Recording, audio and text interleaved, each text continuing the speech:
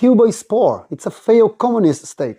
Really? You would be poor too if you were under a 60-year economic blockade, labeled as a terrorist supporter for daring to be socialist, and hit with endless sanctions. But despite all that, Cuba still outperforms the US in key areas. Like what? Last time I checked, people were trying to escape to Miami, not Havana.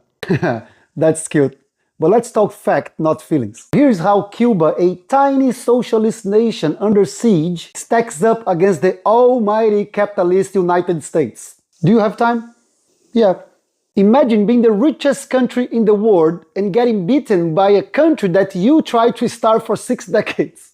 I guess socialist laziness doesn't apply when everyone has a job, right? Hundreds of thousands sleeping on the streets in the land of freedom, while Cuba, under embargo, ensures everyone has a home. In the US, getting sick equals bankruptcy. In Cuba, getting sick equals free treatment. Remind me again which system keeps people uneducated?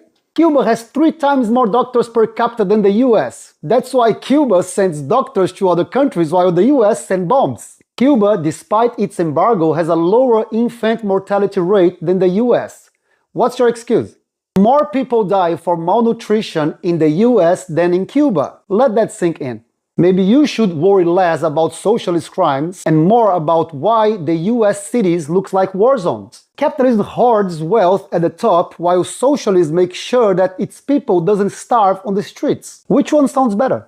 One exports war, the other exports doctors. Guess which one is called a terrorist? Hold on.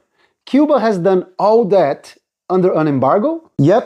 Now imagine what it could do if it weren't being strangled by capitalism. Damn. I never knew about that. That's because capitalism feeds you propaganda. But hey, welcome to the fucking reality. Wow, I have a lot to think about. Good luck, comrade.